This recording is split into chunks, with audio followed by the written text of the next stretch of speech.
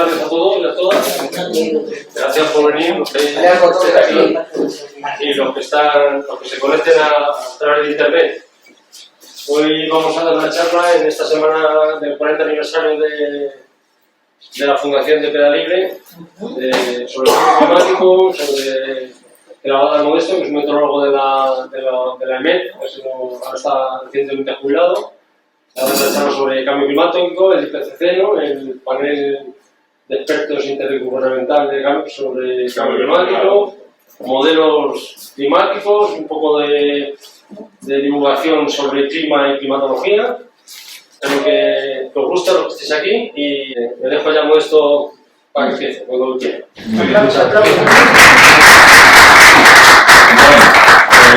Como ha dicho Juanma, la charla esta es una charla divulgativa. Veis que tiene el logo de EMET. Aunque estoy jubilado, estoy autorizado por la presidencia, expresamente, para poder seguir impartiendo este tipo de charlas divulgativas, que las venía haciendo ya cuando estaba en activo y ahora de jubilados también. Lo habéis titulado en el cartel, yo lo pongo aquí siempre como cambio climático, evidencias científicas, y es lo que yo voy a contar, las evidencias científicas de lo que hay. La última vez que di esta charla, que fue este verano, o la penúltima vez que di esta charla, comentaba que quizás ya no hacía falta, que no era necesario, que está tan claro que yo no sé si tenía mucho sentido estar hablando de esto. Bueno, pues no, sí tiene sentido porque me encuentro cada vez con más negacionistas de lo que yo creía. Bueno, vamos con el tema. Lo primero, algunos conceptos básicos que os quiero contar. Yo espero no aburriros mucho, si os aburrís me lo decís y ya voy más deprisa o más despacio. Y lo primero es distinguir entre tiempo y clima.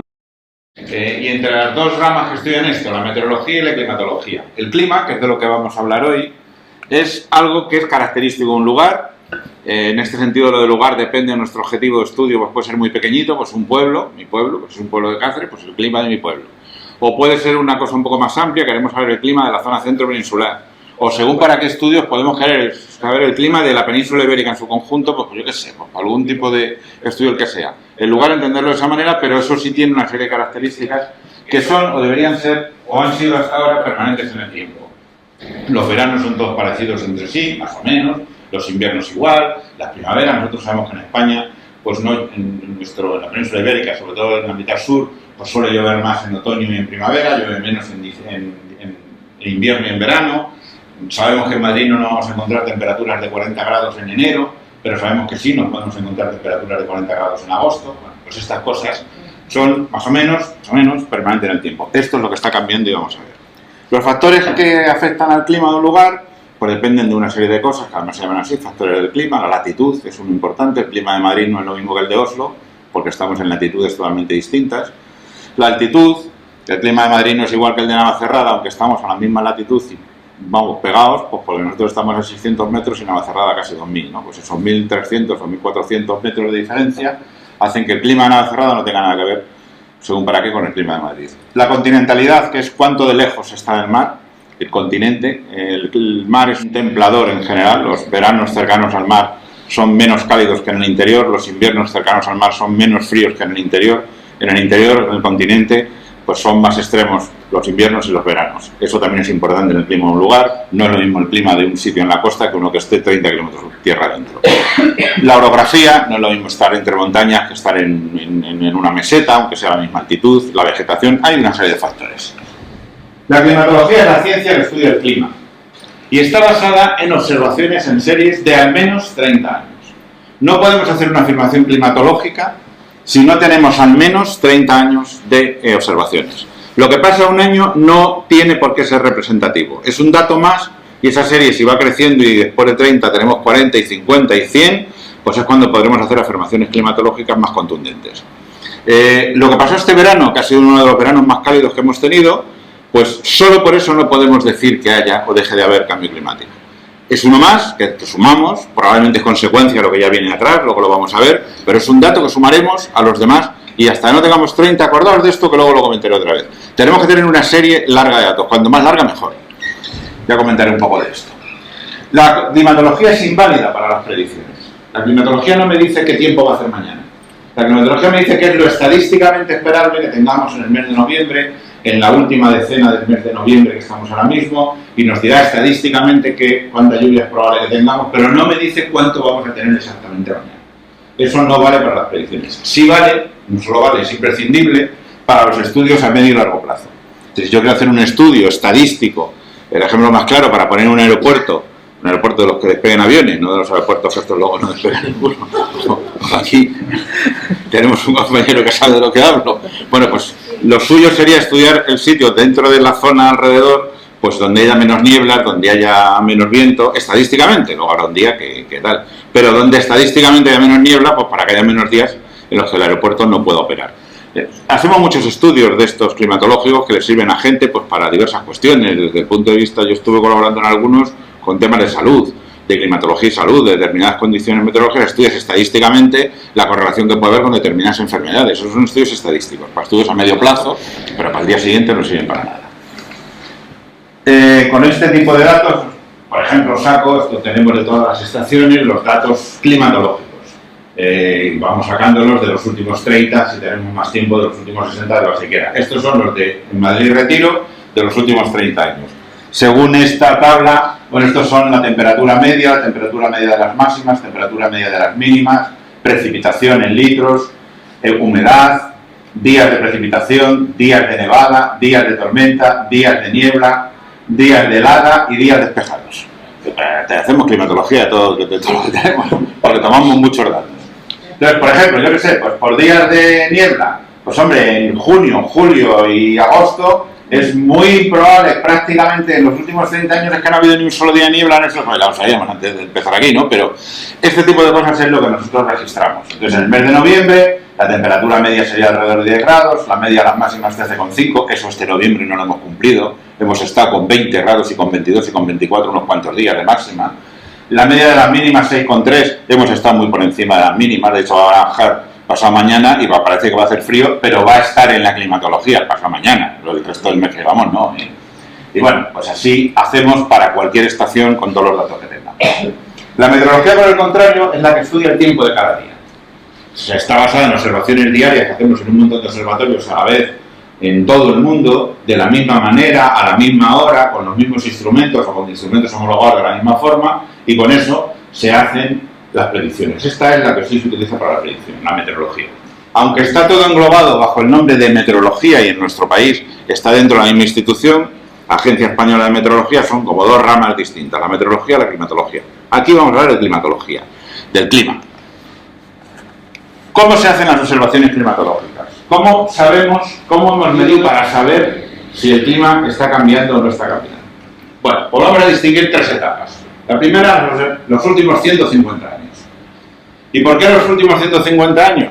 Pues porque es desde que hay aparatos, instrumentos meteorológicos. La mayor parte de los instrumentos meteorológicos se han inventado a lo largo del siglo XVIII.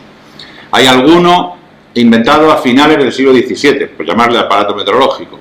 Unos silos de lana para medir la humedad que inventaron a finales del siglo XVII. Pero la mayoría se han inventado a lo largo del siglo XVIII. Y entonces, más o menos, a partir de ese momento, una vez que se han inventado los termómetros, pues puede haber medidas de temperatura. Otra cosa es que las medidas de temperatura que hubiera en esos momentos pues no fueran demasiado sistemáticas. Y, hombre, sistemáticas más o menos son de los últimos 150 años. Hay anteriores, ¿eh? Por cierto, todas las anécdotas que voy a contar no son invenciones mías sobre la marcha, sino que se compró un termómetro de un vecino suyo que decía que los vendía, se lo compró y se dedicó a registrar la temperatura durante 10 años de su vida. Encontramos el cuaderno de ese señor de hace 200 años y eso se utiliza. Se compró un termómetro de un vecino suyo que decía que los vendía, se lo compró y se dedicó a registrar la temperatura durante 10 años de su vida. Encontramos el cuaderno de ese señor de hace 200 años y eso se utiliza. No sabemos qué termómetro era, qué marca tenía, no sé qué, por qué tal. Pero bueno, tenemos algo donde alguien estuvo midiendo con un instrumento y si un día había 12 y otro día había 14, pues el segundo día había más que el primero. Entonces, pues algo nos vale, ¿no? Ahora bien, sistemáticamente, más o menos es hace aproximadamente unos 150 años, desde finales del siglo XIX y principios del XX. En España, nuestro país, la serie más larga que tenemos es la de aquí, la de Madrid del Retiro, que ya va a cumplir unos 140 años.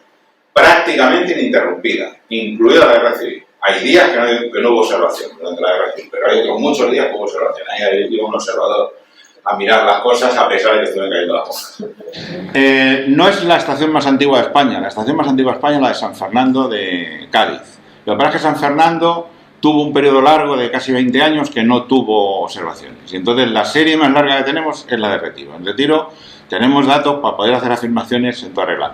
Muchas estaciones no son tan antiguas, pero hombre, estaciones de 70 años sí tenemos ya, y acercándose a 100 y esas cosas, que ya tenemos muchas estaciones con datos.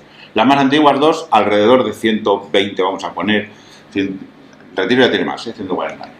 Bueno, pues en estos últimos 150 años, la manera de hacer la observación para establecer criterios climatológicos es observación instrumental, o sea, con el termómetro. Esto es una garita con un termómetro normal y corriente, que es este de ahí, un termómetro húmedo, que es este de ahí, un termómetro de máxima, que es este, y uno de mínima. Las observaciones se hacen en un receptáculo que se llama garita meteorológica, es un armarito que está en el aire. Esto los puede dar una clase de asuntos ya que queráis, perfectamente. El pluviómetro, que sirve para medir la precipitación, el barómetro, que sirve para medir la presión, en fin. En los últimos 150 años tenemos datos de instrumentos que se han medido de manera, en general, sistemática desde principios del siglo XX o finales del siglo XIX, y de manera asistemática desde antes incluso. Tenemos medidas, entonces esto es una medida, no es, pues yo creo que hizo mucho calor. No, hizo este calor, lo que dijo el termómetro. Eso en los últimos 150, y antes de que se hubieran inventado los termómetros, ¿qué? En los últimos 1000. Pues en los últimos 1000 tenemos que tener estimaciones indirectas. Ahí no tenemos medida porque no se habían inventado los termómetros. Y entonces tenemos que estimar, no saber con certeza, pero sí estimar qué es lo que pasaba. Y básicamente hay dos fuentes de información. Una, los documentos. Documentos de gente que escribió lo que quisiera escribir. Es decir, pues una persona que era el cronista de la villa, que lo sabía y que se dedicó en el siglo XVI o en el siglo XV a escribir, pues hoy, día de San Patricio, llovió mucho. Bueno, se ha puesto que el día de San Patricio llovió mucho. Entonces, ahora mismo cuando se hace la partida de nacimiento de cualquier niño o niña que nazca, pues nada, eso se inscribe, se pone el nombre del padre, no sé qué, la fecha y poco más. Pero antiguamente eran muy creativos, los curas generalmente, que eran los que bautizaban, y entonces nació el día no sé qué, con grandes truenos, que pues la gente registraba con mayor o menor intención datos, vamos a decirlo así, climatológicos, meteorológicos del momento, que nos sirven en climatología. Esto es ha abierto una vía de investigación que cuando yo empecé en esto no existía prácticamente. Tened en cuenta, y esto lo voy a recordar varias veces a lo largo de la charla, esto del cambio climático, o los estudios sobre el clima y sobre la posibilidad de cambio climático, son relativamente recientes, y cuando digo relativamente recientes vamos a poner 40 años. Yo con alguno de los compañeros, con Ernesto Rodríguez Camino, no sé si lo conoces, un compañero de EMET, que es el que se ha dedicado a esto, me contaba alguna vez que cuando él empezó con esto, que más o menos cuando yo entré, que es por aquella época, los 80 y tantos, 90, por ahí, pues eran 4 o 5 en toda España.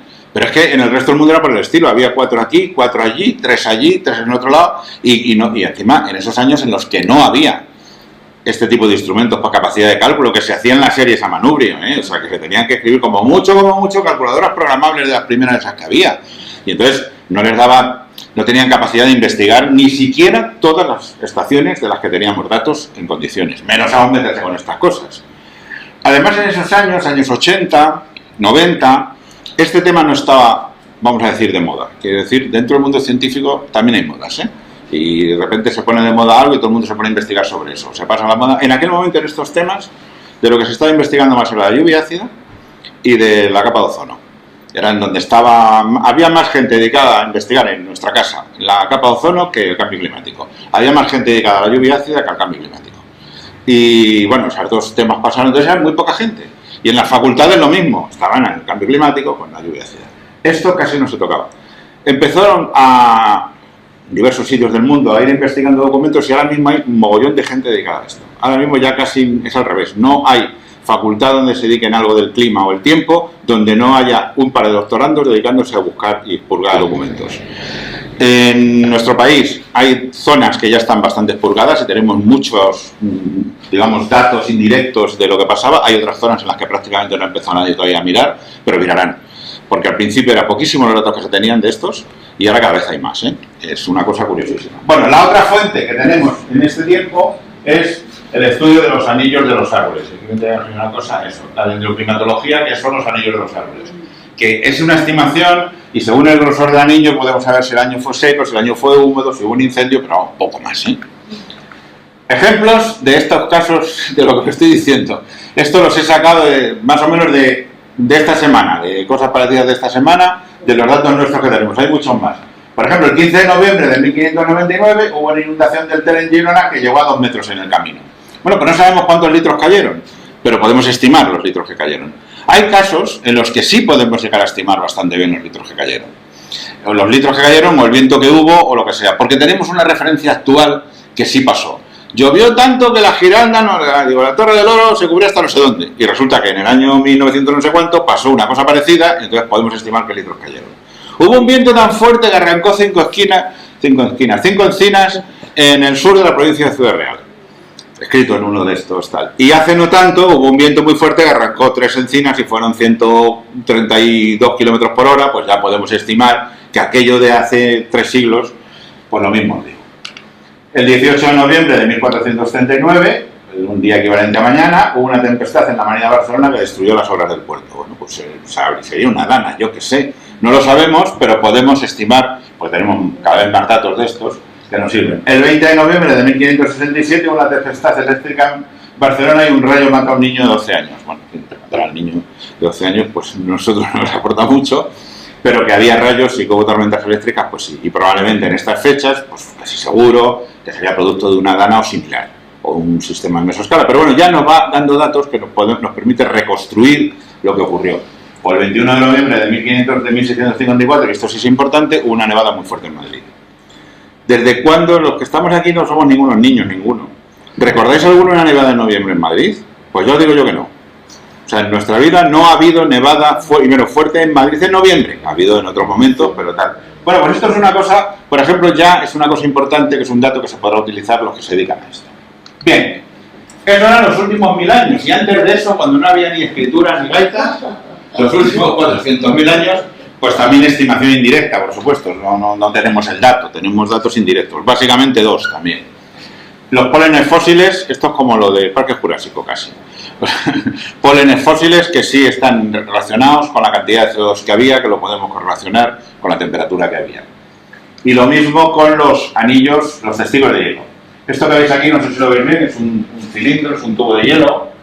Se mete una sonda de este tamaño, se hace un agujero en el suelo de hielo en la Antártida o en el Ártico profundísimo de centenares de metros y se va rompiendo, claro. Y se analiza lo que queda dentro. Hace poco vi un documental, creo que fue en la 2, precisamente que hablaban de esto. Y donde los tenían guardados, era un sitio de Alemania, donde los tenían guardados, que imaginaos una especie de biblioteca, pero de estos de hielo, con abrigos de estos, de los de 30 bajo cero, porque ahí donde guardaban en los cajones los testigos de hielo estos, 40 o 50 bajo cero, porque los habían ido sacando y los iban analizando. Se analiza el contenido de CO2, se puede saber de qué época es el carbono y establecer la cantidad de CO2 que está relacionada con la temperatura, como veremos después. Así es como se hace para más. Bueno, pues vamos a ver cómo ha cambiado la temperatura con estos datos que tenemos. Las escalafitas también. Sí, yo estos son los 2 que tengo referencias que se utilizan. Supongo que hoy en día se están utilizando, lo contaré luego, cada vez más cosas. Porque vuelvo a lo de antes.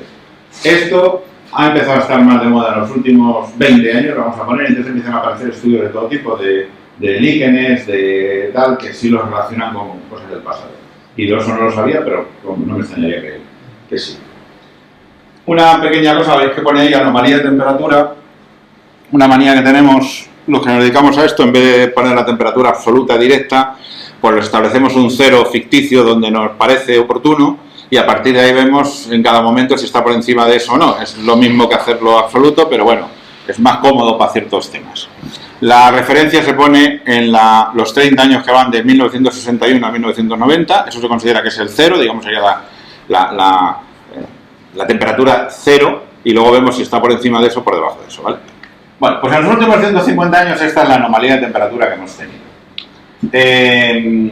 Los puntos negros son la variación de cada año global del planeta, que hay mucha oscilación. Para suavizar un poco la oscilación y que se vea mejor, a veces se hacen, pues eso, la media de 5 años, que es la curva roja, que suaviza un poco, es evidente que hay un aumento desde 1880 al 2000.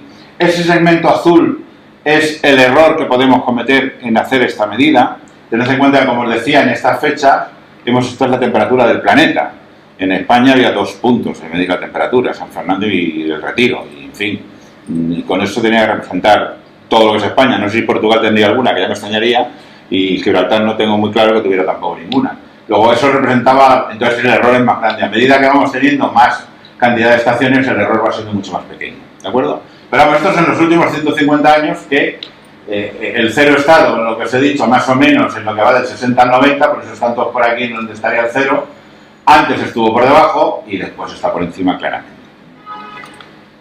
En los últimos 1000 años, pues estas son reconstrucciones que se hacen. Aquí ven lo que sí que no se ve.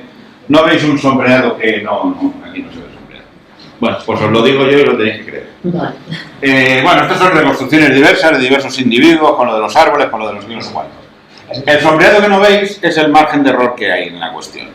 Y el margen de error cambia mucho cuando llegamos más o menos a esta zona. El error aquí es muy grande, el sombreado, y aquí es más pequeñito. ¿Por qué? Porque es cuando se descubre la imprenta y ya empezamos a tener documentos escritos que nos permiten mejor que los árboles. Y cuando ya llegamos a los instrumentos, pues ya el sombreado prácticamente no existe. Como veis, en los últimos 1000 años, la temperatura ha estado por debajo de la referencia siempre, en cualquiera de las reconstrucciones que se hacen, y es en estos últimos 100 años, diríamos, en los que ha pegado la subida. Y hace 400.000 años, pues esta es la reconstrucción que se hace. Los mínimos de temperatura son los momentos de las glaciaciones, los máximos de temperatura pues son otros momentos. Esta es la reconstrucción que se hace en lo anterior. Esta gráfica la volveré a comentar después. A ver. Bueno, vamos a ver cómo se calienta la Tierra. ¿Cómo se está calentando la Tierra normalmente? Y os explico una pequeña cosa muy sencilla.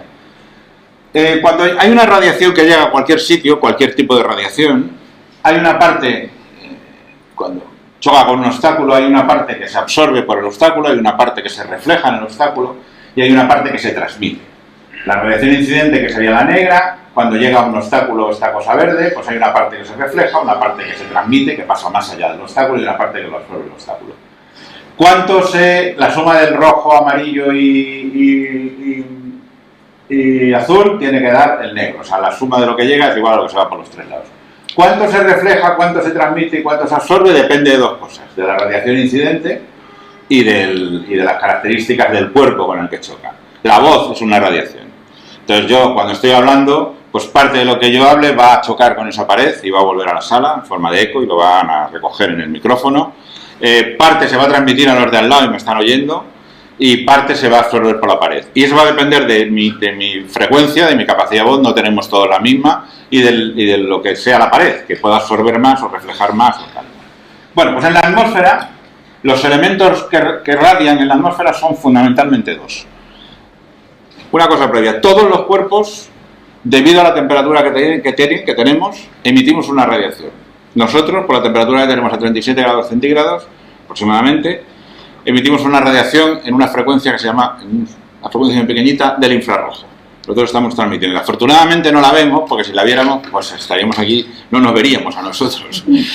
Pero sí hay detectores de infrarrojos. Si tenéis hijos que juegan a jueguecitos de la Play, pues hay algunos de esos. Visión nocturna, y ves ahí que se le ve con infrarrojos perfectamente la silueta del malo al que tienen que matar.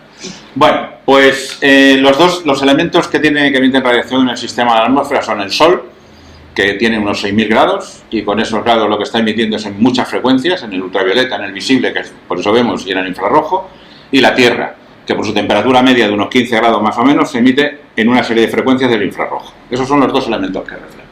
La atmósfera es transparente para la radiación solar. Refleja un poco de la radiación terrestre. Cuando no hay nubes, esto es cuando no hay nubes. Sin nubes, la atmósfera, la radiación solar, como si no, llega como si no hubiera nada. Al suelo, calienta el suelo calienta la tal. Pero la radiación terrestre que sale, cuando no hay nubes, parte se devuelve a la Tierra. Y las nubes reflejan parte de la radiación solar y reflejan parte de la radiación terrestre. Aquí hay un dibujín con nubes, eso sí, y es lo que intenta representar. Lo amarillo es la radiación solar, según cómo sea la nube, pues se transmite más o se refleja más, se refleja poquito en las nubes estrechas, pequeñas, en las nubes gordas se refleja más, parte llega a la Tierra, parte llega menos. La roja es la radiación terrestre saliente que rebota, vamos a decirlo así, en las nubes y vuelve a tierra. Pero no hace falta que haya nubes, ¿eh? Donde no hay nubes también se devuelve radiación saliente infrarroja de la Tierra. Esta energía de vuelta de la Tierra que vuelve se le ha llamado ya efecto invernadero, greenhouse effect en inglés. Es el calentamiento de la Tierra debido a la radiación terrestre de vuelta por las nubes o por la atmósfera cuando no hay nubes. La idea del efecto invernadero yo creo que se entiende bastante bien. Todo el mundo sabe lo que es un invernadero y el invernadero, pues la radiación solar atraviesa el cristal, calienta lo que hay dentro y no se escapa pues, porque está cerrado. Entonces, pues la idea no es mala, para que nos entendamos. Las nubes producen efecto invernadero, es decir, rebotan la radiación terrestre, pero hay una serie de gases cuando no hay nubes que también producen el efecto invernadero, que se llaman, ya sabéis que esto del cambio climático les gusta mucho poner las siglas, gases de efecto invernadero, GEI. Gases de efecto invernadero, si leéis GEI, esos son gases de efecto invernadero. El vapor de agua, el CO2, que es del que más se va a hablar normalmente, el dióxido de carbono, el metano, los clorofluorocarbonados, hay más, hay unos cuantos, se miden todos, se sabe lo que están, ahora vamos a hablar de ellos. Una cosa importante es que el efecto invernadero es imprescindible para la vida en la Tierra, tal como la conocemos. Si no hubiera efecto invernadero, la Tierra estaría alrededor de 18 grados bajo cero, de media, y la media ahora mismo en la Tierra es de unos 15 grados. Entonces el efecto invernadero es necesario. Esto es una de las primeras cosas que vamos a llamar los escépticos del cambio climático, ya por los 80, 90, decían, bueno, que hay efecto invernadero, ya sabemos que hay, es que si no hubiera, ¡sí! Entonces, vale, sí, es necesario que haya efecto invernadero, pero si pasase, pues eso. Hay multitud de cosas que encontraréis en internet sobre el efecto invernadero, dibujines, unos más monos, otros menos monos. Lo importante es que os quedéis con los gases del efecto invernadero. Hay otras causas, además de estas que son las fundamentales, las que más calientan que las que no voy a centrar, que son como externas, en las que también se han intentado apoyar inicialmente los más escépticos, por no llamar negacionistas. Vuelvo a repetir lo que dije antes, en los años 80, mediados de la década de los 80, de los 80 a los 90, hasta mediados de los 90 incluso, había relativamente pocos estudios, había poca gente dedicada a esto de analizar si estaba cambiando el clima. Entonces era relativamente fácil, entre comillas, decir, bueno, es que, joder, me vas a decir cómo es el clima de España con 3 estaciones, no es representativa una. Entonces, además el Sol tiene variaciones, el Sol tiene variaciones, es como una especie de gran reactor nuclear y esas pequeñas variaciones originan variaciones en la temperatura de la Tierra, es cierto, lo que pasa es que no del calibre de lo que estamos hablando, los meteoritos. Hay causas internas que no tienen que ver solo con nosotros, hay causas naturales, los volcanes emiten aerosoles naturales que enfrían la atmósfera. Es famoso, en 1815 hubo un, ¿cómo se llamaba? El monte este, Tambora, sí, Tambora, que, bueno, pues expulsó cenizas por un tubo y el año siguiente se le llamó el año sin verano, 1816. Los cuadros de Turner, el pintor romántico inglés, pues que esos colores tan raros parece que no es que hubiera tomado LSD ni nada por el estilo como se llegó a escribir, sino que es que eran los colores que de verdad había en la atmósfera, porque resulta que fue el año ese en el que no hubo verano. Parece ser que todos estos que eran colegas entre sí, Mary Shelley y Byron y tal, pues estuvieron en una casita cerca de Ginebra y como llovía y no paraba de llover, se dedicaron a contarse cuentos y de ahí nacieron Drácula, Frankenstein y alguna cosa más, dicen. Bueno, pues esas cosas pasan y pasan de vez en cuando. La erupción que hemos tenido aquí en Canarias enfría un poquito, pero no afecta mucho. Aquella debió ser terrible. Y esas cosas ayudan a enfriar los aerosoles. Y luego las causas internas de la Tierra, las producidas por la actividad humana, que es el aumento de concentración de gases de efecto invernadero. Se le llama forzamiento radiativo en todos estos estudios de climatología y de cambio climático a todo aquello que va a alterar el balance radiativo. El balance radiativo sería, vamos a suponer que no hemos actuado en nada, hay una serie de nubes, hay una serie de concentración de CO2, hay un balance de calentamiento de la Tierra y por eso la temperatura media es 15 grados, que os decía antes, ¿no? Si hay algo que lo cambie, se le llama forzamiento, es una traducción del inglés un poco mala, forzamiento radiativo. Si son de los que calientan, es un forzamiento positivo. Si son de los que enfrían, es un forzamiento negativo. Los aerosoles de un volcán es un forzamiento negativo, por ejemplo. Entonces, los hay positivos, los hay negativos que enfrían y esto se analiza siempre. Una duplicación del CO2 aumenta la temperatura de la Tierra, reduce la energía saliente en 4 vatios por metro cuadrado. Esto tiene su importancia, lo he puesto aquí, luego os diré por qué, lo de los 4 vatios. Entonces, el CO2 va a aumentar el efecto invernadero, un aerosol va a disminuir el efecto invernadero porque va a enfriar. Esto no es del último informe del que hablaré ahora, es del anterior, de 2013, pero vale, lo de ahora es más o menos lo mismo, ¿eh? O sea, un poco más exagerado todavía, de 2011 es esto, 2013. En cada informe del panel internacional para el cambio climático, del que hablaré a continuación, se hace el balance de todos los forzamientos, los positivos y los negativos. Los que están en rojo son los que calientan, los que están en azul los que enfrían. Se analiza gas por gas, CO2, metano, los halocarbonos, el NO2, el CO, los que calientan, los que enfrían, los aerosoles. Todo esto se mide durante ese tiempo. Esos segmentos son los márgenes de error que se puede tener en las medidas, que es que con esto, permitidme la expresión, y aunque se vaya a grabar, hay que cogérsela con papel de fumar, porque como hay tanta gente que está intentando cuestionar la tercera centésima de la cifra que das, pues se hace con todo el rigor que se puede hacer. Entonces se estima el error y se pone, pues el CO2 ha contribuido en 1,68, estos son vatios por metro cuadrado, y realmente puede estar entre 1,33 o 2,03, es decir, que se analice. Y este es el balance global. Hacia 1950 ya había calentamiento de 0,75 vatios. En 1980 era de 1,25 y esto en 2013, ahora estamos 10 años después, que es todavía más, había 2,29. Os he dicho que la duplicación del CO2 aumentaba en 4. Esto es la mitad de eso, ¿eh? O sea, es inequívoco que sea, bueno, ahora iremos a lo que es inequívoco, pero que sepáis que esto se analiza todo, ¿eh? Se estudia, se mide y se estima lo que cada uno contribuye, en positivo y en negativo, para que no quede nada fuera. En los primeros estudios se limitaban a estudiar si ha habido un aumento de la temperatura, si detectabas en la serie de temperaturas que ha habido un aumento y se iba poco más lejos. Ahora se está yendo cada vez más lejos. Ha habido un aumento de los gases de efecto invernadero en los últimos 1000 años. Sí. Las cosas que enfriaban, ¿no hay cambios en el albedo? Sí. ¿Y qué es esa palabra? El albedo. El albedo es la radiación solar reflejada. La nieve se mide, se suele entrar en tantos por ciento. La nieve tiene un albedo muy alto y refleja prácticamente toda la radiación solar que recibe. Para que entendamos, la Tierra se calienta debido, lo he dicho antes, a la radiación solar. La radiación solar atmósfera es transparente, calienta el suelo calienta lo que tiene encima. Y luego la caliente lo que se devuelve. Cuando el suelo es nieve, el 90% de lo que llega se devuelve. No calienta prácticamente nada. Cuando es tierra, pues la Tierra se calienta bastante más. El mar intermedia de la Tierra y según las horas del día, pero van intermedias. Entonces la variación en el albedo es que haya variado la capa nevosa, donde haya nieve donde no había, o haya, igual que pasa con la nieve, por ejemplo pasa con los cultivos.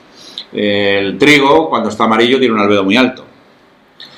Si tú tenías un bosque en una zona, yo soy un pueblo de Extremadura, parece ser que en algún momento de mis ya había árboles de encinas, ardillas que iban de un lado para otro, y ahora lo único que ves son campos de trigo, por lo menos por donde está mi pueblo. Bueno, ya ni siquiera ves campos de trigo, ahora lo que ves es comiendo las vacas comiendo por allí.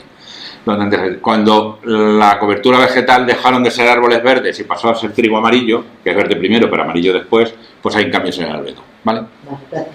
Bueno, decía, ha habido un aumento de los gases de efecto invernadero en los últimos 1000 años. Fijaos los aumentos, o sea, esto es el año 1000, año 1800, año 2000, pues ahora en el 2000 pues se lo han mantenido más o menos y pega un subidón pues desde 1850 aproximadamente, en todos los gases de efecto invernadero. El CO2, el metano, el dióxido de nitrógeno. Hay una correlación entre el aumento del CO2 y el aumento de la temperatura.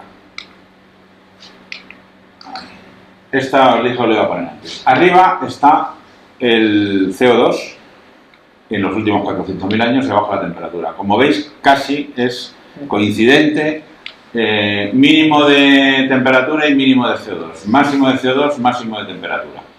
Esta gráfica se acaba en 1950. La escala de CO2 va de 160 partes por millón a 300 partes por millón. Ahora mismo estamos en 420 partes por millón. Es decir, ahora mismo hay que sumarle otro tanto casi como toda la gráfica, es decir, estamos por ahí. De CO2, digo. Y de temperatura, pues ahora vamos a ver dónde estamos.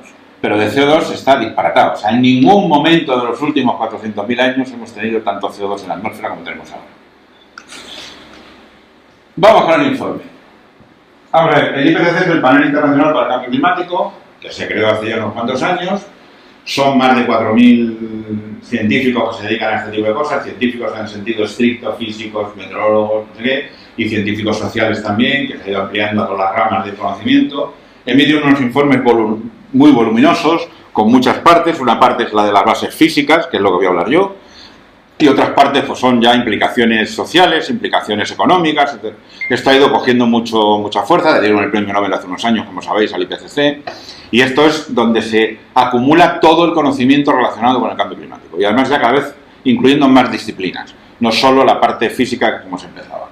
El informe del IPCC es incontestable, participan todas las instituciones que se dedican a esto, los servicios meteorológicos oficiales como el nuestro, con mayor o con menor capacidad, la Organización Meteorológica Mundial y luego entidades medio privadas de estas que se dedican al estudio de la meteorología o de la climatología de diversas instituciones del mundo, ¿no?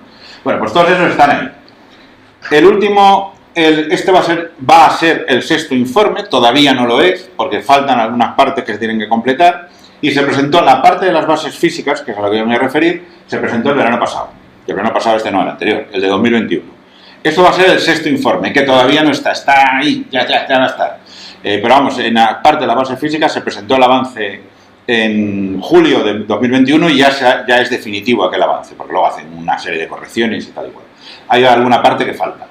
Yo me voy a referir a algunas cosas, algunas gráficas las voy a sacar del de 2013, que es el anterior, el quinto informe, pero porque son básicamente idénticas y son más bonitas las de 2013. De estas cosas que esto ya es cuestión de infografía, que a los que les gusta esto, pues tienen que cambiar. Han dado con uno bueno, pero el año siguiente tiene que ser distinto. Bueno, este era el de 2013 y aquí tengo la portada de 2021, pero es lo mismo. Es la guía resumida del sexto informe del Grupo de Trabajo 1, que es la guía resumida para los responsables de políticas, es decir, para políticos. Esto es una cosa que si tenéis interés lo podéis descargar, está en español, porque inicialmente estaba en inglés, pero ahora ya está, lo vi el otro día, o sea que estaba en español. La portada estaba en español porque la habían traducido unos de aquí del Ministerio. Pero ahora ya está el informe completo en español, es una cosa no muy voluminosa, la podéis leer en internet, tiene una primera parte que son todas las evidencias que os voy a resumir yo ahora mismo, y luego tiene otra parte de las preguntas más frecuentes que está, vamos, a mí me parece muy pedagógico y está muy bien. Como digo, es el resumen para políticos, como que lo entiende cualquiera. Bueno, pues ¿qué nos dice el informe de 2021? Que ya decía el informe de 2013, que ya decía, en fin, todos los que vienen para atrás, pues se va cada vez más claro lo que se venía diciendo. El calentamiento del sistema climático es inequívoco. Esto puede parecer una tontería, pero durante mucho tiempo se ha cuestionado que hubiera calentamiento. Bueno, pues es inequívoco. O sea, no existe la más mínima duda de que hay calentamiento del sistema climático. Cada uno de los 4 últimos decenios ha sido sucesivamente el más cálido desde 1850. En el anterior informe decía cada uno de los 3, bueno, o sea, ya cada uno de los 4. Aquí cada vez que pasan 10 años son más cálidos que los anteriores. Y por eso digo que un año suelto no nos dice nada, pero probablemente al paso que vamos, cuando hagan el siguiente informe dentro de 10 años, dirán los 5 últimos decenios han sido sucesivamente los más cálidos de tal. No lo podemos decir, pero desde luego sí podemos decir lo que ya se dice. Cada uno de los 4 últimos decenios ha sido sucesivamente el más cálido desde 1850. Es decir, hace 40 años fue el más cálido que se registró, el siguiente fue más cálido que el anterior, el siguiente más cálido que el anterior y este último más cálido que el anterior. Los últimos 40 años han sido los más cálidos de los últimos 1400, que se dice pronto, pero pensadlo por un momento. Ha habido un aumento, y ahora voy a referirme a esto, de 1,09 grados entre 1880 y 2021. 1,09 del planeta. En tierra el calentamiento ha sido de 1,54 grados y en el mar ha sido un calentamiento de 0,88. En los primeros estudios lo del mar ni se miraba casi. Todas estas cosas van siendo recientes, ampliando el foco y cada vez midiendo más cosas. Pero es que lo del mar es muy importante porque el mar es un sumidero de CO2. Entonces, si el mar también se está calentando, la cosa es bastante más seria de lo que pueda parecer. Entonces, bueno, pues quedaos con eso. Luego, desde 1950 hay cambios sin precedentes de decenios a milenios y se sabe que la atmósfera y el océano se han calentado. Durante mucho tiempo costó demostrar que la atmósfera se había calentado, o sea, que la Tierra se había calentado. Pues ya os digo, porque se hacían medidas con relativamente pocas estaciones, enseguida te las cuestionaban, encima hubo alguno que hizo trampas, sí, es verdad, hubo uno que hicieron trampas una vez en uno de los datos, pero ahora mismo hay tal cantidad de datos, tal cantidad de estudios, porque esto ya está, ahora mismo hay capacidad de cálculo, se analiza todo lo que se tiene, absolutamente todo lo que se tiene, o sea, todas las estaciones que tengamos atendidas por personal, automáticas, lo que sea, se puede analizar absolutamente todo. Pero es que van apareciendo muchísimas otras cosas. Los biólogos se dedican a analizar variaciones que ha habido en especies animales debido a la temperatura. Los botánicos se dedican a analizar variaciones que ha habido en las plantas debido a la temperatura. Entonces ya es abrumador el asunto. El volumen de hielo y nieve ha disminuido. Esto es importante. ¿Cómo sabemos que ha disminuido? Pues fundamentalmente viéndolo con imágenes de satélite. Los satélites se lanzaron y empezaron a emitir hacia los 70, los primeros años de los 70, pero operativos no han estado hasta la segunda década de los años 70 y los años 80. Hasta ese momento no estaban operativos. Nosotros, que somos copropietarios del Meteosat, lo tuvimos unos años entre 1977, si no recuerdo mal, y 1980, que estaba ahí mandando cosas, pero todavía no se utilizaba operativamente. Se empezó a utilizar en el 80. Del 80 aquí han pasado ya 40 años, 42, 45. Ya tenemos una climatología de satélites. Ya tenemos más de 30 años para poder decir, sí, con lo que estamos viendo ha disminuido el hielo en el Ártico. Ha disminuido el hielo en el Océano. Y se ha comprobado que el volumen de hielo y nieve ha disminuido. Eso lo vemos con los satélites día a día, hora a hora, cada 15 minutos estamos viendo lo que hay todos los días y ya tenemos 40 y tantos años de datos para ver cuánto dura la nieve en los sitios, qué pasa con los glaciares. Hay otros datos indirectos, todos habéis visto las fotos de los glaciares estos de Austria, ¿no? De dónde estaba hace no tanto y dónde está ahora, y esas cosas. Pero además de eso, tenemos una evidencia que son las imágenes satélites. El nivel del mar ha subido 20 centímetros en un siglo. Esto es curioso. Os lo cuento como curiosidad. Como os digo, al principio los que se dedicaban a esto se dedicaban a coger las temperaturas de unas cuantas estaciones y analizar a ver si se había subido y poco más, es que no daban. A medida que ha empezado a haber estudios, se han empezado a buscar cosas, se han encontrado cosas en bibliotecas y tal. Entonces esto es curioso porque en el norte de Europa, de Europa continental, digamos, es decir, en Holanda, norte de Alemania, Dinamarca, viven ahí a nivel del mar. El mar, por debajo del nivel del mar en algunos sitios y de toda la vida han construido diques, si habéis estado alguna vez en Holanda o por ahí, pero que han construido diques y que tenían su sistema de aviso desde el siglo XIX.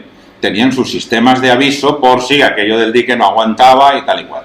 En las novelas románticas alemanas hay una muy importante de Schimmelgeiter, el jinete blanco, que es de estos que había un señor que es el que se dedicaba a vigilar el dique y tocaba una campana si el agua lo podía superar. Bueno, aparece el jinete blanco con la cabeza por aquí y esas cosas, en el cuento. Pero había unos funcionarios que se dedicaban a vigilar el mar para ver si a las poblaciones les pasaba o no les pasaba. Bueno, por dentro de las vigilancias resulta que en Holanda se pusieron a medir el nivel del mar. Medir el nivel del mar, la subida, es muy complicado, porque hay mareas que suben y bajan todos los días, hay perturbaciones meteorológicas, frentes que hacen que si se suman a la marea, pues es cuando tenemos olas de no sé cuánto y a ver quién es el guapo que establece todos esos tal. Bueno, pues lo lograron establecer con un sistema de cuerdas con nudos metidos en el agua, medidas a no sé cuánto, pues al final tenían un estudio por ahí hecho que resulta que se ha podido comprobar que ha subido 20 centímetros en un siglo el nivel del agua del mar. Ya no es una imaginación que se tiene, eso está demostrado. La concentración de gases de efecto invernadero ha aumentado, como hemos dicho. Hay un forzamiento neto positivo debido al aumento del CO2 desde 1750. Subrayo esto en azul, como puse antes, lo de inequívoco, porque la primera barrera fue, no está claro que haya calentamiento. Cuando ya eso estuvo claro, decían, bueno, vale, habrá calentamiento, pero no tiene por qué ser por el CO2. Pues entonces, porque decirles, bueno, pues sí, es por el CO2. Y la tercera fue, bueno, pues será por el CO2, pero no por la actividad humana. Bueno, pues sí, la influencia en el sistema climático, la influencia humana es clara. O sea, estas son las conclusiones de investigadores que llevan dedicados unos cuantos años a esto. O sea, esto no tiene discusión. Y el que quiera discutir esto es como el que quiera decir que la Tierra es plana. Luego ya, otra cosa es las discusiones de qué es lo que hay que hacer, que es otro tema. Bueno, os pongo aquí unas gráficas ya como curiosidad de todas estas cosas que he dicho. Las gráficas, como he dicho, proceden del informe anterior porque personalmente me gustan más. Digo, por si os queréis quedar con esa... Las gráficas del 2021 son más feas, o sea, a gustos también, que podéis quedar con la del 2021. Que ya digo que está ahí, incluso si queréis os lo mando, que yo lo tengo en PDF y lo tenéis, pero vamos, se descarga perfectamente de la página de IPCC. Son montones de gráficas que demuestran esto que os he contado. Bueno, ya está claro que hay calentamiento, ya está claro que se ha debido al aumento del CO2, ya está claro que ese aumento se debe a la influencia humana. ¿Y qué va a pasar? ¿Qué podemos hacer? Pues es lo que intentan hacer los modelos climáticos. Los modelos climáticos son modelos numéricos que lo que hacen es simular el comportamiento de la atmósfera y simular el clima en una serie de escenarios. ¿Qué pasa? ¿Qué va a pasar con el calentamiento si no hacemos nada y seguimos aumentando el CO2 a este ritmo? ¿Qué pasa si somos tan cachondos que lo aumentamos todavía más? ¿Qué pasa si lo reducimos? Ese tipo de cosas. Entonces, es una proyección de futuro, con las ecuaciones, o sea, se hacen simulaciones, se consideran todas las retroalimentaciones. Por ejemplo, preguntaba a la compañera que era el albedo, pues el albedo ya he explicado, donde hay nieve, pues el albedo es muy alto, entonces donde hay nieve ahora mismo la radiación solar refleja y no calienta la Tierra. Pero si esa nieve desaparece, a partir de ese momento esa Tierra se va a calentar aún más. El calentamiento produce que desaparezca la nieve, donde desaparece la nieve se calienta más. Es una retroalimentación positiva. También las hay negativas, ¿eh? Hay un tipo de nubes, o sea, el aumento de temperatura aumenta la evaporación aumenta el número de nubes, hay un tipo de nubes, los estratocúmulos, que esos en el balance global enfrían la Tierra. Si se aumentaran muchos estratocúmulos, pues eso es una retroalimentación negativa. Eso genera una cosa que enfría. Entonces, bueno, pues eso se tiene en cuenta y estos modelos sí tienen incertidumbres. O sea, esto es una cosa que proyectamos lo que va a ocurrir, conocemos las ecuaciones bastante bien, las interacciones del océano, la atmósfera y tal, pero sí tiene un cierto margen de incertidumbre estos modelos. Incertidumbre no quiere decir ignorancia, ¿eh? Quiere decir que si se dice va a aumentar, se va a elevar el nivel del mar y la cifra que se da en el modelo son, por decir una cosa, 1 metro, pues pueden ser 70 centímetros o pueden ser 1,20 metros.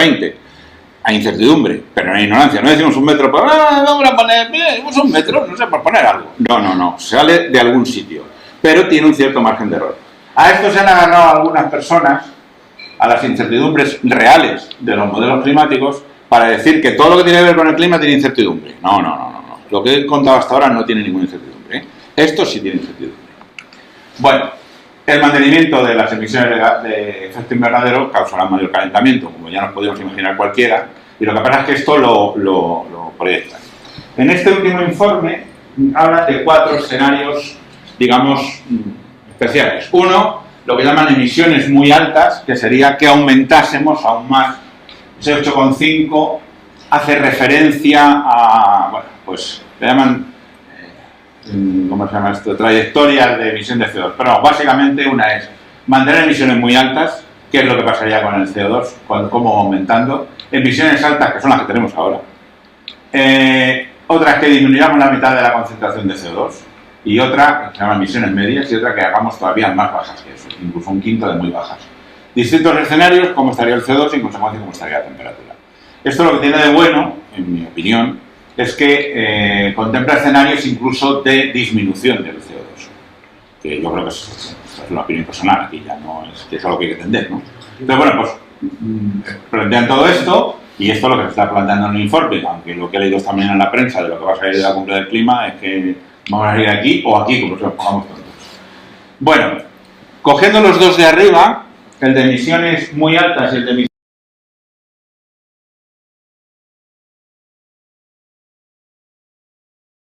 altas, la actual, la que estamos teniendo, si seguimos como estamos ahora mismo y no hacemos nada o prácticamente nada, el calentamiento previsto será de 1,5 grados. Y si aumentamos aún más las emisiones será de 3 grados. Lo más rojo es lo que más se calienta el planeta, no se calienta todo por igual, pero habría un calentamiento global de 1,5, más exagerado en esas zonas, y habría una variación de las precipitaciones. Las precipitaciones, el régimen de precipitación sería diferente, aumentarían las precipitaciones en algunas zonas como los trópicos, donde ya hay hoy en día la zona de convergencia intertropical, eso sería todavía, habría mayores, y algunas aumentarían en la zona norte de América y en la zona norte de Europa por encima de los países nórdicos y disminuirían en otros sitios como nuestro país o como esta zona de África. Entonces, aparte, habría disminución más exagerada en el caso de que las emisiones aumenten. Esto sería mantener la situación actual, que se aumentasen más. Tienen también en el modelo las otras, las contrarias, ¿eh? Pero bueno, yo he querido sacar estas que me parece que esto es en lo que nos estamos moviendo. Si iremos a más calentamiento, iremos a aumento a disminución de precipitaciones en nuestra zona. Y de eso sale, de esta última, de lo que tenemos ahora mismo si no hacemos nada, el aumento de zonas de sequía. Se ve fatal. Yo cuando lo tenía se veía como bueno, pero bueno, os lo cuento, creo que se adivina lo que hay ahí. Esas son las zonas donde se proyecta un aumento de sequía, que son, por ahí arriba estaría Estados Unidos, esto es el sur de Estados Unidos, México, Centroamérica, que es por aquí, toda la parte de Norteamérica del Sur, Chile, toda esta zona aumentaría la sequía respecto a lo que era mismo, manteniendo la situación actual. En el sur, en el cuerno del sur de África, en esta zona de África y todo el norte de África y el Mediterráneo, toda la cuenca mediterránea, estos son zonas donde aumentaría la sequía. Es decir, no quiere decir que el año que viene vaya a haber más sequía que este año, pero sí vamos a ir conociendo cada vez más periodos de sequía si no hacemos nada. Esto es la cosa. Y bueno, que sepáis que los tenéis, si tenéis interés en ello, las tenemos puestas, se actualizan me parece que son cada 3 meses, las proyecciones climáticas, en la página de MED hay una cosa que se llama proyecciones climáticas para el siglo XXI. Pues lo metéis ahí y vienen regionalizadas, que se llaman regionalizadas, incluso aquí ya están hasta por comunidades autónomas. Y entonces vienen una serie de gráficas de casi todo lo que os podéis imaginar. Temperaturas, precipitaciones, olas de calor, días de lluvia, cantidad de lluvia, no sé qué, todo esto, lo que van dando los modelos, pues está representado en los distintos escenarios, ¿no? El no hacemos nada, el hacemos algo más o hacemos un poco menos. Si tenéis interés, pues ahí las tenéis, se saca una, pues para que lo vierais, de España peninsular, pero ya digo que ahí está por comunidades autónomas. Y nada más, por mi parte, no sé si os ha interesado. Y la presentación, ahí la tenéis, y cualquier otra cosa que queráis. Y no sé. Si queréis alguna pregunta o eso, a vuestra disposición. Si todo es global,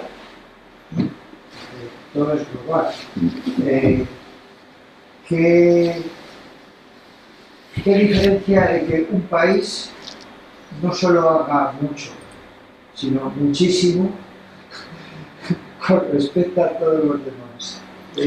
¿Va a influir en algo? A ver, esto ya no es opinión como meteorólogo, ¿eh? Como meteorólogo hasta aquí llegamos. No, vamos a ver, esto en las emisiones no es responsable un país, son responsables muchos, no todos por igual. Se debe decir que Tanzania que nosotros, Estados Unidos, o en general los países de la OCDE, para resumir así de alguna manera, los países del norte, porque Sudáfrica es de lo que estaría más bien en este grupo, pues somos los que más emitimos a mucha distancia de todos los demás, está claro. Desde luego, como no haya un acuerdo real global, como se salga en Estados Unidos y China, pues ahí pueden poner de acuerdo los demás lo que quieran, que da lo mismo. Eso es así, creo que somos todos conscientes de ello. De hecho, se habla de fracaso de la cumbre del clima precisamente porque los que más se tenían que poner las pilas no se las ponen. Es así de claro. O sea, esto no... Lo que pasa es que yo creo que está aumentando. Yo soy optimista, a pesar de todo. Soy escéptico por un lado porque estos veo que no están por la labor, pero soy optimista. Me ha gustado el informe, lo que contaba antes, que plantea escenarios de disminución de CO2. Y además yo he dado la parte científica. Es decir, se disminuye el CO2 por disminuir la temperatura y tal igual. Pero en ese gran informe están las partes sociológicas y económicas también. Y lo que vienen a decir, eso es posible. O sea, no están diciendo, no es una locura que vamos a acabar todos en taparrabos. No. Esto es una cosa que es posible, que hacen determinadas políticas, es lo que vienen demandando que se haga. Yo creo que cada vez hay mayor conciencia con este tema. Incluso en los países que emiten más. Cada vez hay más gente que es consciente de esto. Lo decíamos al principio, sí, también hay cada vez más negacionistas. Porque quieren negar lo que les molesta. No quieren cambiar de modelo de vida, vamos a decir así, porque todos somos conscientes que si queremos que se disminuyan las CO2 tendremos que corregir cosas, ¿no? Todos y todas. O sea, tenemos que dejar de hacer cosas que hacemos estúpidamente. Yo qué sé, yo me pongo malo cada vez, no ahora, este año, porque haya guerra en Ucrania, ¿eh? Yo me pongo malo siempre cuando en invierno veo las estufitas estas que están en las terrazas. A mí yo soy el primero que me gusta estar en una terraza tomando una cerveza, pero es que eso se está tirando, pero tirándolo. Es como si dejáramos un grifo abierto. Todo el mundo tiene claro que no deja un grifo abierto, ¿verdad? Pues esto, queriendo. Pues es que esto es lo que estamos haciendo. O sea, tener una estufa en la calle es, no sé, no calienta que tiene al lado.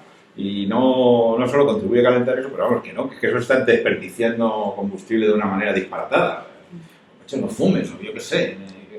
Con el COVID les ha venido de miedo cuando dejaron las terrazas, pero ahí se han quedado las... Y yo tenía la esperanza de que con todo este contexto que hay, eso lo prohibieran, pero vamos, lo prohibieran. O sea, dijera al gobierno, no, o sea, lo de las terrazas no se ponen calefacciones, eso va a estar prohibido, porque eso no... Es un disparate, un dispendio.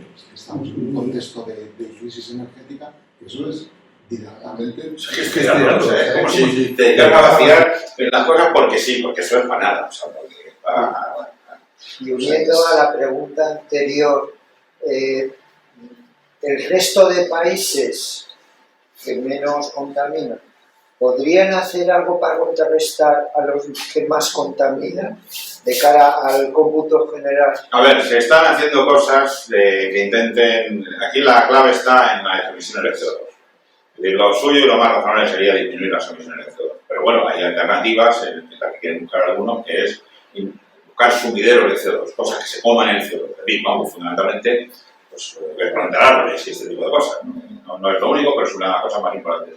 Y hay programas sobre ese tipo de cosas, y debería haber más programas, claro, luego hay otros que se dedican a deforestar todo lo que pueden y pillan en sus manos, ¿no? Entonces, cada vez hay más conscientes que pueden hacer cosas, pero no se trata de que unos países contrarresten a nosotros, es que tenemos que hacerlo todo globalmente. Porque además algunos te dirán, a ver, que tú, Estados Unidos, no quieres dejar de emitir CO2, pues yo, China, o donde digo China, di el que quieras, que estoy desarrollándome ahora, como tú estabas hace no sé cuántos años, pues yo lo siento mucho, pero yo quiero dar de comer a mi gente y no quiero revueltas, y yo lo que quiero es así que voy a emitir porque me da la gana. Porque tú también lo haces. Esto, o hay acuerdo global y somos un poco conscientes todos y somos conscientes de que hay que, bueno, pues que cambiar cosas, muchas cosas. Además, luego está muy bien que se planten árboles, que todas las medidas que se hagan de sumideros de CO2 que se le pueden imaginar a los científicos, pues perfecto. Pero eso no va a resolver el problema que es lo que querían. Porque se hablaba también de bacterias, ¿no? Sí, hay cosas que se van descubriendo y están muy bien. Si todo lo que se haga está perfecto, a mí me parece muy bien. Pero yo creo que mucha gente lo que tiene es como la creencia en los Reyes Magos, en este caso, que vamos a inventar un algo que va a comerse el CO2 y ya está, podemos seguir como estábamos, sin ningún problema. Es un poco como vivimos todos, ¿no? Con la idea de que, bueno, ya habrá algo que me lo arregle, una pastilla que me tomo y me quita los problemas. Se habla mucho, ¿no?, de las energías renovables.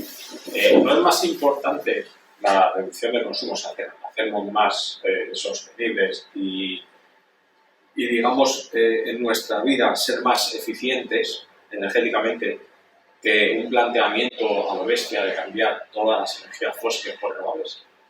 Yo estoy convencido de lo que tú dices, y lo he estado siempre, pero desde que soy chaval incluso. O sea, antes de tener ni siquiera ideas de ningún tipo, yo soy de pueblo y en los pueblos, en la generación mía, pero sobre todo la de mi padre, y ya no te quiero contar la de mi abuelo, se intentaba ser eficiente, por otras cosas no había. Y las casas se fabricaban. Este verano yo soy de un pueblo de Cáceres. Un pueblo de Cáceres de donde más temperatura hay normalmente. Es mi teléfono, no lo voy a contestar, ya dejará de sonar. Cuando yo estuve dando esta charla en el pueblo, este verano, fue el día que se alcanzó allí, que tenemos una estación de AEMET. ¿Qué pueblo es? Grozas, Cáceres. Está al sur, imagino. Está al sur. Está Al sur de la provincia. Y al oeste a la vez. Muy cerca de Portugal, muy cerca de la frontera con Badajoz. Sí. Bueno, 43 grados sube en mi pueblo el día que estaba dando la charla. A la sombra. A la sombra, sí, claro, la temperatura nuestra, medida donde se tiene que medir. Mi casa del pueblo tiene la parte antigua, que es la parte de abajo, con unos muros así, y la parte de arriba que hizo mi tía hace bastante menos años, bueno, que era el pajar y que lo arregló y no sé qué, no sé cuánto, en la parte de arriba no había que estuviera. Abajo, que los muros eran grandes, se estaba fresquísimo.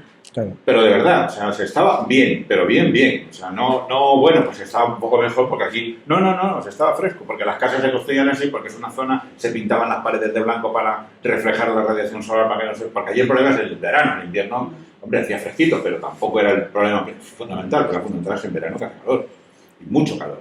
Entonces, eso es eficiencia energética, un poco basta, si quieres decirlo así, un poco burda. Hoy en día hay... De hecho, por ejemplo, en la Junta de Extremadura me enteré, porque una prima mía lo ha hecho, ayuda con mucho dinero, pero con mucho dinero, casi te paga la casa, si fabricas la casa que sea eficaz energéticamente. Tienes que poner una serie de cosas, ventanas, no sé cómo, tal igual, que eso vale para invierno y vale para verano. O sea, si tú tienes una casa que cierre bien todo para que nos entendamos, no vas a gastar mucho en calefacción, incluso puede que casi nada, y lo mismo pasa en verano, no vas a gastar en aire acondicionado, no hace falta. Entonces, yo siempre he pensado que eso es lo más importante, el no usar lo que no necesitamos. Bueno, yo cuando he visto, que lo habéis visto todos, un reportaje que vi también de estos senadores, de la ropa que se tira, en no sé qué sitio era, de Chile o en el desierto de Atacama, yo que me quedé alucinado. Digo, pero vamos a ver, estamos locos todos nosotros. Claro, si la gente quiere cambiarse de camisa cada 2 semanas, porque ya no me gusta esta, que ya me tengo que comprar otra, que está de moda, pues entonces la cosa es insostenible, es insostenible. ¿No? Yo estoy de acuerdo contigo, es decir, eso es lo más importante. Si además hacemos cosas para reducir, es que si hacemos eso se reduce el consumo de CO2.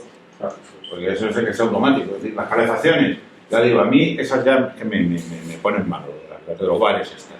Pero las de las casas, si la casa es eficaz energéticamente, pues no tendríamos que estar consumiendo tanta calefacción. Los días que hace un poco de frío sí, pero estaría bien, sin grandes problemas, pero eso no...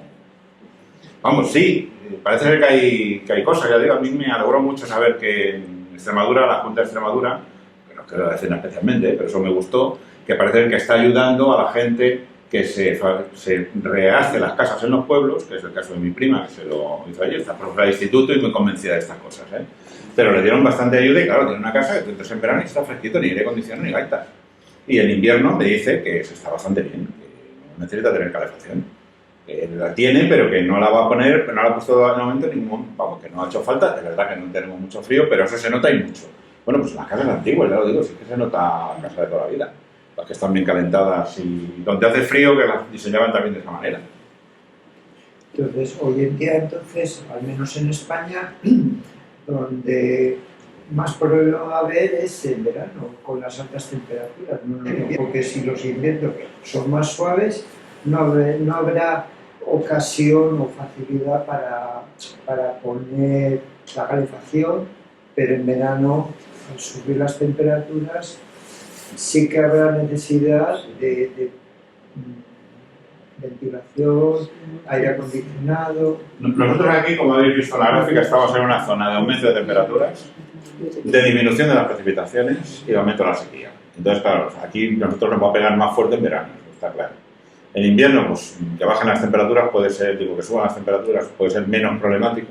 No sé, yo no sé lo suficiente de eso, si algunos cultivos se pueden ver comprometidos por la falta de frío, vamos a decirlo así, porque también el frío ayuda a ciertos cultivos, como, no sé, yo sé que los olivos, que es lo que yo lo que conozco de cerca, necesitan esa puntita de frío de invierno que en Cuba no se da, por decir un ejemplo. Entonces, pues yo no sé si alguna de esas comprometerá, que siguen llamando. Comprometerá el asunto. Sí, nosotros el problema lo tendremos en verano, fundamentalmente, con los aumentos de temperaturas disparatados como ya venimos teniendo. Como decía que os contaba un compañero de trabajo, el que empezó con estos estudios, decía, no te preocupes por las horas de calor, cada vez va a haber menos olas de calor, va a haber una sola ola de calor, que va a durar desde mayo hasta octubre. Creo que me llama tan insistente. Casi espantoso este verano. Decían que era el menos caliente. Bueno, este es un verano muy caluroso y eso hubo uno que dijo en la tele que eso es un disparate. Es decir, este es el más fresco que vais a vivir. No, eso no. Este ha sido un verano muy caluroso, habrá otro que será más fresco, habrá otro que será caluroso, habrá otro que será todavía más caluroso que este, habrá luego otro que no.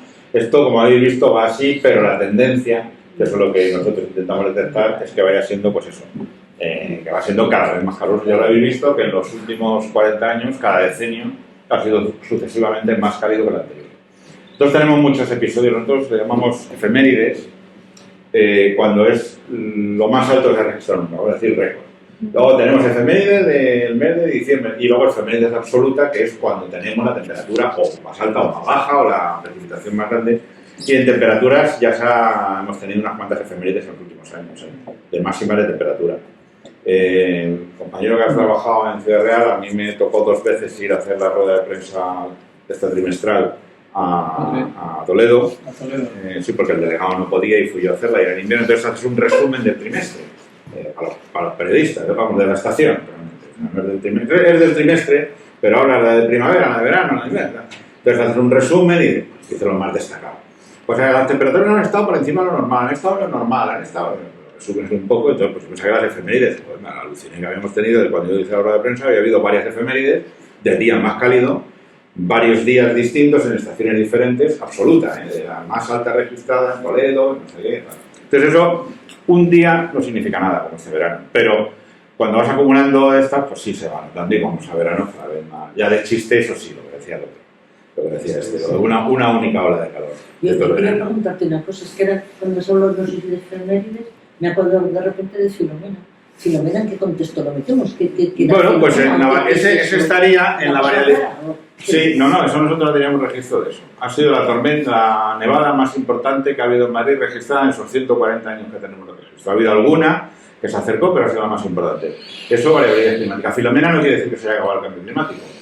Si empezara a haber filomenas cada 6 años, para que lo entendamos, eso no lo sabemos, yo creo que no, pero suponiendo que lo que pasase es cuando entonces climatológicamente empezaremos a revisar, porque empezarán a cambiar esos valores climatológicos, la temperatura media bajaría, porque el problema no fue la nevada, porque fue un problema. El problema fue que hubo 3 o 4 días después a 10 grados bajo cero, y sobre todo fue que no nos creyeron, pero eso ya es otro tema.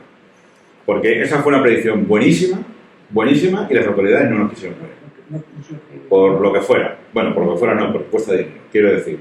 La nevada yo la recuerdo perfectamente, porque además estuve en contacto con los compañeros que hacen la predicción. Me he dedicado 10 años de mi vida a la predicción operativa, y entonces y me dediqué, entre otras cosas, cuando estaba en estudios de desarrollo, a predictores de nevadas, y entonces estuve muy encima del asunto.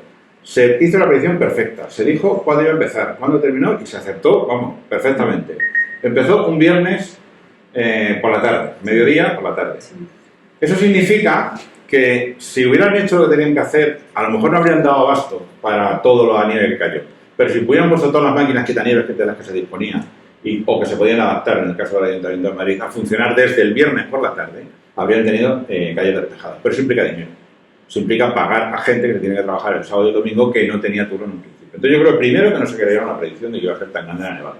Y la que no se creyeron, porque esa es otra, que ha habido veces que en Madrid ha caído una nevada muy importante, bueno, los habéis visto más de una vez y más de dos, que al día siguiente no queda nada. Que cae un día, pum, y luego pues, suben las temperaturas, porque además generalmente con una situación de frente cálido, y entonces pues, suben las temperaturas después, entonces pum, pum, ala. Desaparece la nieve casi con la misma velocidad con la que ha caído. Dura horas. No se creyeron que después venían 4 días de temperaturas de 10 grados bajo cero. Que la nieve no se iba a ir, y no solo no se iba a ir, sino que se iba a helar, y entonces ya la ven, y Dios que le metiera mano, que es lo que pasó. Entonces, pues, ellos pensaron, bueno, no va a nevar, y si nieva, para el lunes esto está limpio. Y un dato de ese año, que luego el invierno fue muy corto realmente. Sí. O sea, intenso, pero muy corto. Hay una situación, tengo por ahí otra charla preparada, de una... Seguro que del fenómeno del Niño habéis oído hablar. Bueno, pues en el Atlántico hay otro, que la gente ha oído hablar de eso, la oscilación del Atlántico Norte.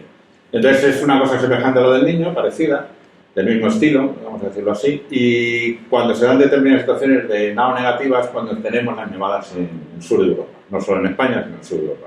Y esto coincidió con un episodio, una época de nao negativa.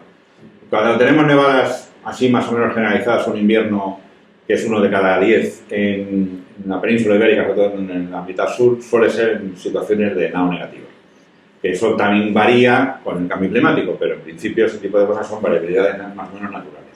Si se empezara a repetir, pues habrá que ver qué es lo que está ocurriendo. Pero no son los patrones de precipitación que están dando los modelos climáticos lo que va a ocurrir. Eso es pues, una anécdota, por decirlo. Nevadas fuertes en los alrededores de Madrid ha habido, e incluso en Madrid ha habido alguna otra. Recuerdo la del 2008, si no recuerdo mal, 2008-2009. No sé si fue en enero de 2009, sí. En esa tampoco nos confundimos, pero esa lo que ocurrió es que teníamos mal hechos los protocolos, eso ya sí que es otra cuestión, con Protección Civil, que no puso las máquinas quitanieves, porque no las tenía que poner con la predicción que dimos. Pero bueno, esa originó mucho escándalo, porque Barajas se nevó todo, y no sé qué, y no sé cuánto, y estuvo, los coches no podían salir, y Rubalcaba pedían su dimisión, y tal y cual, ¿no? Pues eso, pero nevadas hay, y lo que pasa es que Madrid, eso también lo digo yo siempre, lo decía cuando estaba en activo, Madrid es muy espectacular. Porque si esa misma nevada, la misma, exactamente igual que Filomena, el epicentro no es Madrid, y es...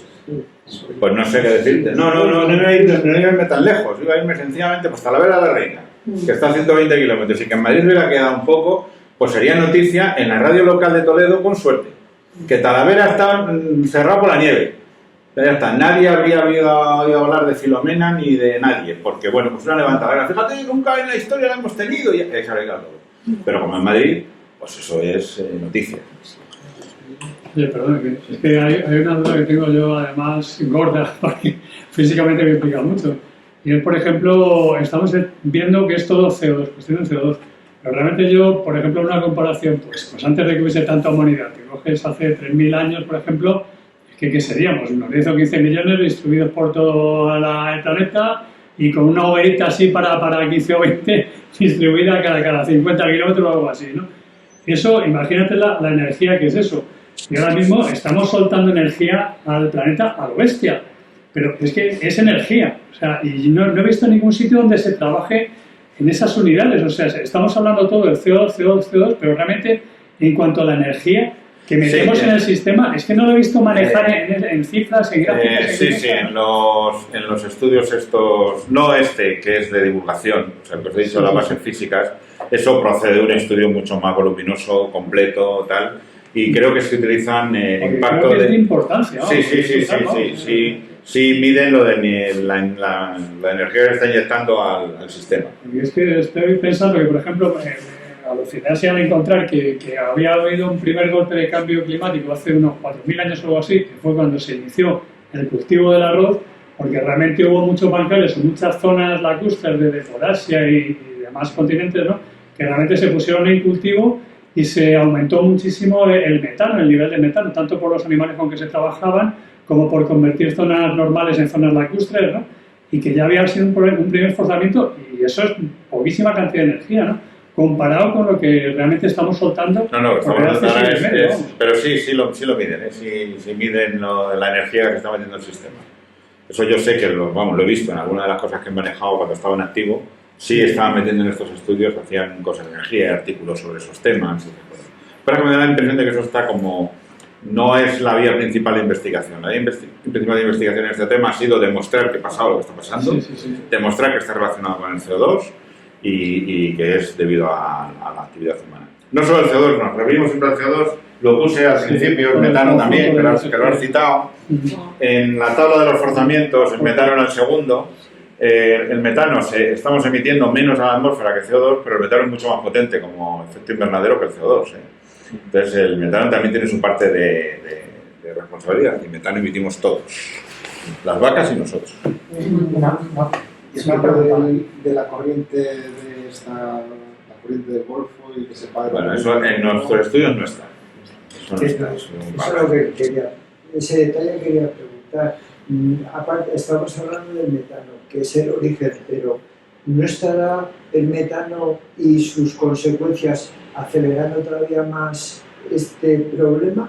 No, sí, el metano es una de las cosas que calienta, tiene más poder de efecto invernadero que el CO2. Las consecuencias, por ejemplo, la corriente del Golfo... No, vamos a ver, en nuestros estudios de la corriente del Golfo no hay nada que diga que vaya a colapsar, ni que se vaya a acelerar, ni nada. Pero ha habido quien lo ha dicho.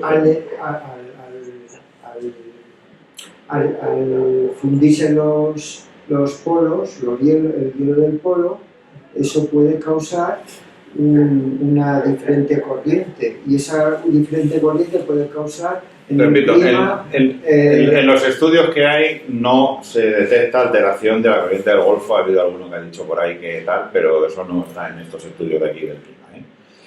Yo soy muy escéptico en que eso pueda pasar. La corriente del Golfo es un cinturón la corriente del Golfo, las demás corrientes, son cinturones de redistribución de energía y de cantidad de movimiento potentísimos. Estamos hablando de unas cantidades disparatadas.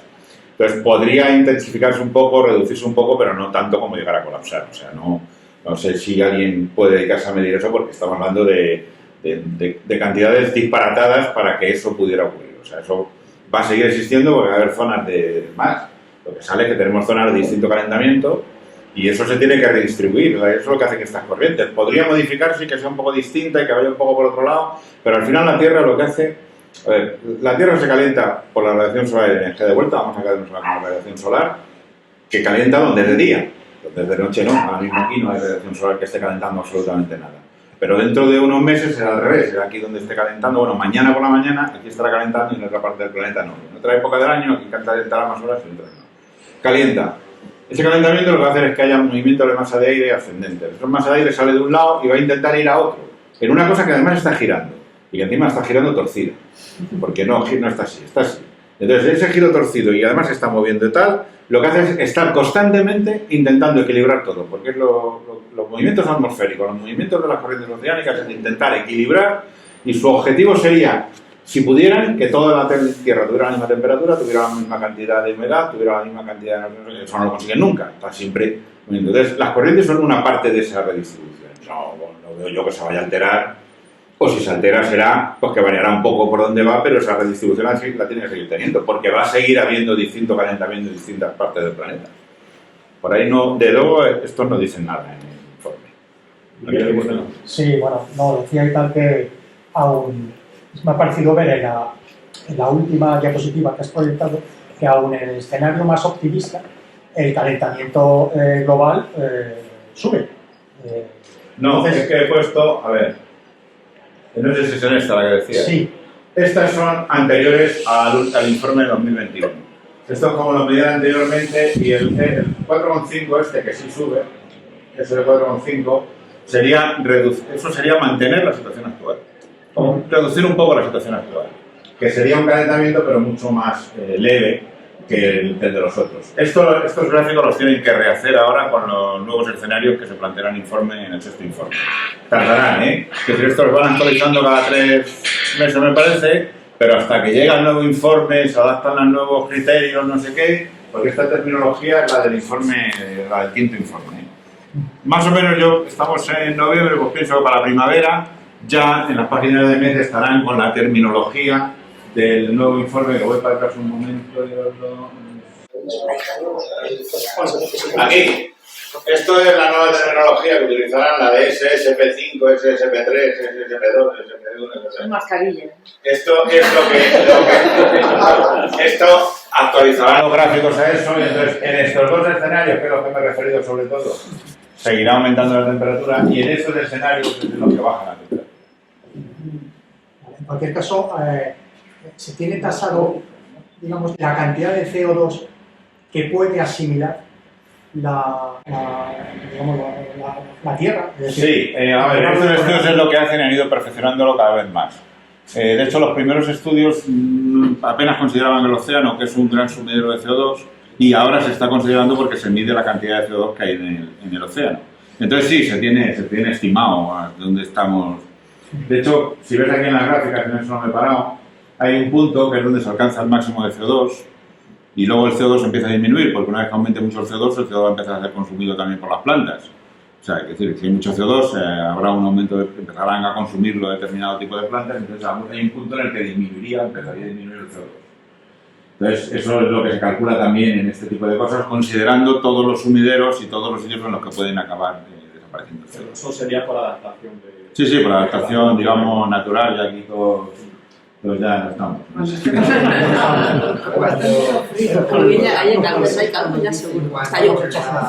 Cuando en la era de los dinosaurios las plantas eran enormes, eso era porque... Claro, digamos... mucho CO2... Sí, claro, los ciclos esos cuando ves que hay mucho pico de CO2, pues hay mucha, la fotosíntesis esta de las plantas, hay mucho CO2, pues pueden crecer muchísimas plantas. Y empiezan a crecer muchísimas plantas y a consumir el CO2. Entonces, pues, luego alguien, pues supongo que acaba con las plantas, pues, porque se muere, una vez que han consumido el CO2, estamos hablando de miles de años, ¿eh? Una vez que acaba el CO2, pues se han desarrollado animales que se comen las plantas y ya no hay CO2 y ya no hay plantas, pues se mueren las plantas, los animales y lo que sea. Y entonces, pues para ver a lo contrario, de no hay... Empezará otra vez a haber CO2 porque se han muerto los que se comían, en fin, estas cosas. Eso lo que estamos haciendo es urbanizar el planeta. Lo que tenemos es carretera y asfalto por todos lados. Lo que estamos destruyendo es la superficie cultivable. Estamos construyendo aeropuertos, vamos, Barcelona al menos no han parado, pero pensaban ampliar el Prats cargándose una marisma. Barajas lo van a ampliar porque encima aquí ni sabe la gente que se va a ampliar Barajas. O sea, bueno, hemos hablado de los aeropuertos, de Castellón igual, estamos todos a base de Madrid o la Comunidad de Madrid es de las zonas geográficas del planeta con más kilómetros de autovía por habitante que en California, y eso salen las imágenes de 26 carriles en la autopista hecha de la de Santa Bárbara, yo qué sé. Estamos destruyendo el espacio donde la planta... No está claro. Eso no se ha ido. Eso no ha ido. Bueno, pues...